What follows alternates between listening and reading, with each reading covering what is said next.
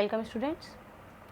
जिस तरह से आपने क्रॉप प्रोडक्शन चैप्टर में एग्रीकल्चर के बारे में पढ़ा था, जिसमें हमने क्रॉप प्लांट्स को किस तरह से हम फील्ड में लगाते हैं, किस तरह से उनका कल्टीवेशन हम इम्प्रूव कर सकते हैं, किस तरह से कल्टीवेशन किया जाता है, ये सब पढ़ा था।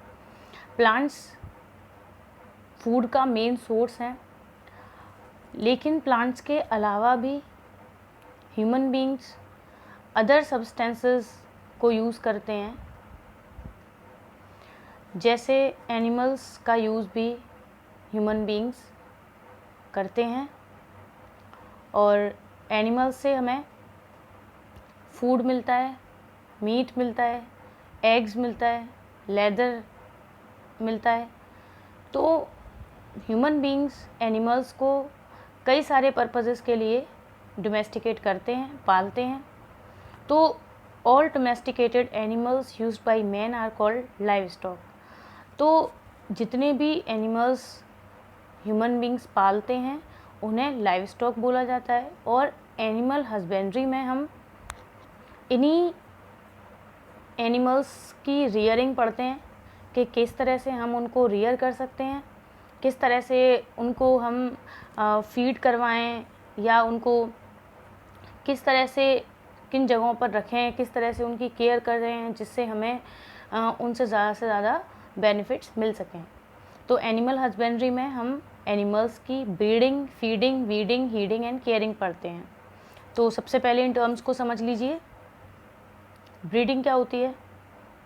ब्रीडिंग एक ऐसा मेथड है जिसके बारे में हमने प्लांट्स के लिए भी डिस्कस किया था, जिसमें हम इस टाइप की वेराइटीज़ डेवलप करते हैं जिनमें ऐसी कैरेक्टरिस्टिक्स हों जो कि हमारे लिए बेनिफिशियल है, मतलब जो कि हमारे लिए अच्छी हैं।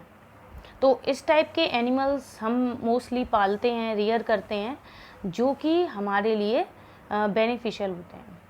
फीडिंग, इस तरह से फीड करवाया जाता है एनिमल्स को जिससे वो ज़्यादा से ज़्यादा अच्छी ग्रोथ कर पाएँ, उनका डेवलपमेंट अच्छा हो। और जितना अच्छा डेवलपमेंट होगा, जितने अच्छे वो ग्रोथ करेंगे, उतना ही ज़्यादा हम उनसे बेनिफिट ले सकते हैं। तो एनिमल्स को भी बैलेंस डाइट देनी पड़ती है।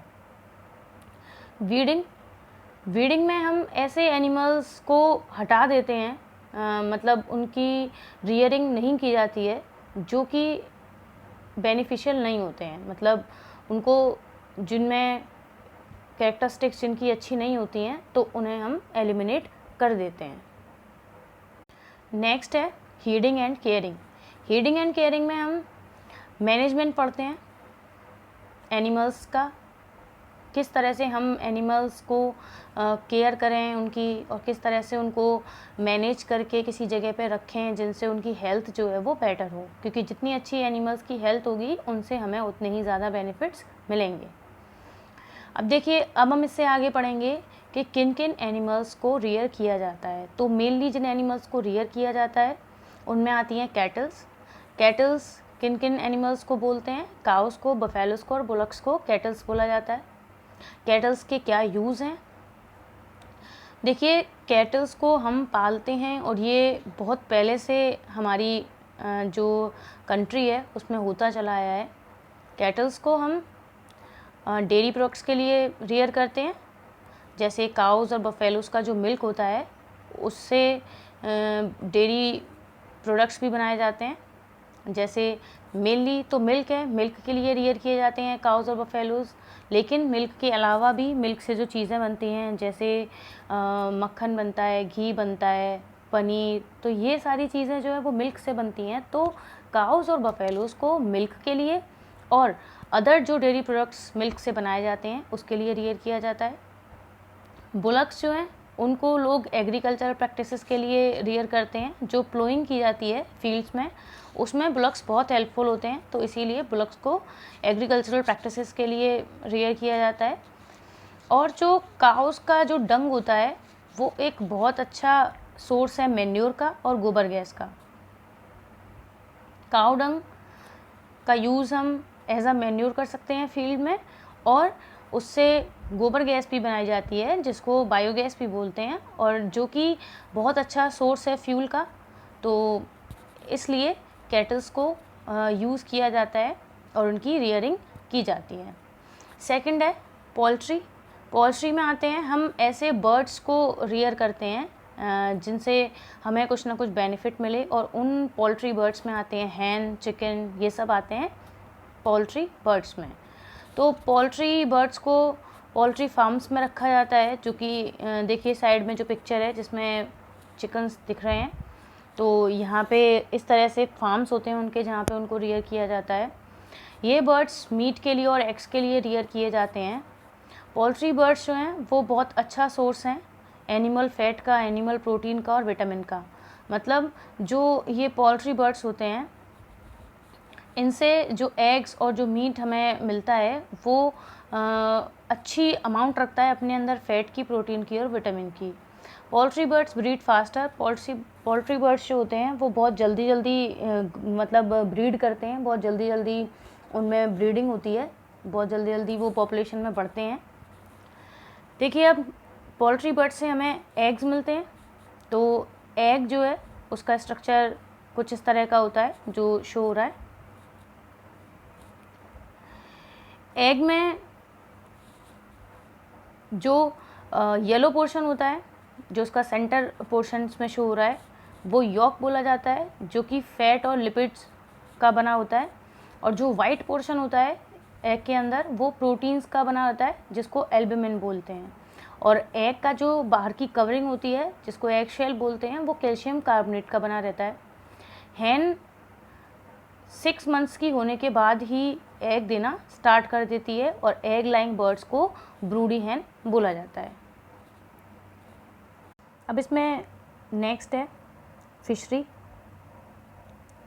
फ़िश जो है वो बहुत अच्छा सोर्स है प्रोटीन्स का और इजीली अवेलेबल भी है।